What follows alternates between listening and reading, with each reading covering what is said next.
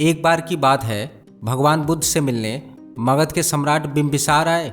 वहां पहुंचने पर उन्होंने देखा कि भगवान बुद्ध अपने भिक्षुओं को प्रवचन दे रहे थे।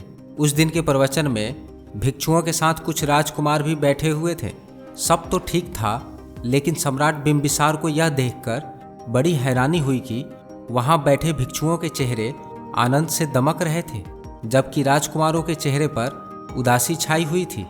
यह देखकर सम्राट बिंबिसार मन ही मन में सोचने लगे कि भिक्षुओं के चेहरे इतने आनंद से खिले हुए क्यों हैं, जबकि उनकी दिनचर्या काफ़ी कठिन होती है और उन्हें कड़े अनुशासन का पालन भी करना पड़ता है। वहीं दूसरी ओर राजकुमारों के पास दुनिया की सारी सुख सुविधाएं उपलब्ध होती हैं, फिर भी उनके चेहरे पर प्रसन्नता क्यों नहीं है। बहुत सोचने के बाद भी उन्हें इस प्रश्न का उत्तर नहीं मिला। अंततः उन्होंने इस प्रश्न को भगवान बुद्ध से पूछा। बुद्ध ने कहा, राजन, मेरे भिक्षुओं ने अभ्यास ही ऐसा बना लिया है कि उन पर कैसी भी मुसीबत क्यों ना आ जाए, उनकी मानसिक शांति कभी भंग नहीं होती। वे हर हाल में खुश रहते हैं। बिंबिसार ने पूछा, वे ऐसा कैसे कर पाते हैं?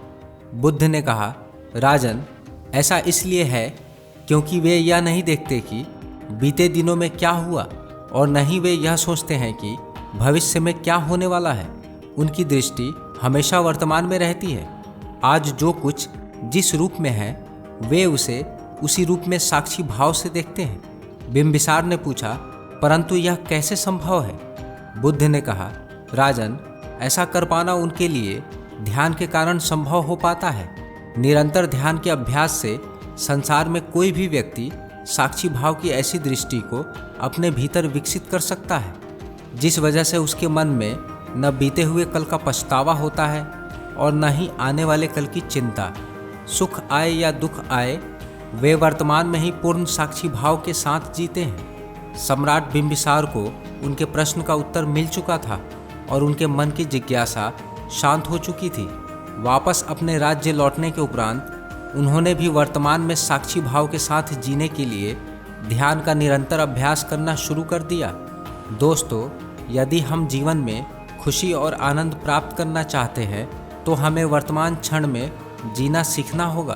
भूतकाल में जो हुआ उसे बदलना असंभव है और भविष्य में क्या होगा यह कोई नहीं जानता। इसलिए इन दोनों पर चिंता करना व्यर्थ है। यह कहानी आपको कैसी लगी, नीचे कमेंट करके ज़रूर बताएं। तो मिलते हैं अगली वीडियो में। नमो बुद्धाय।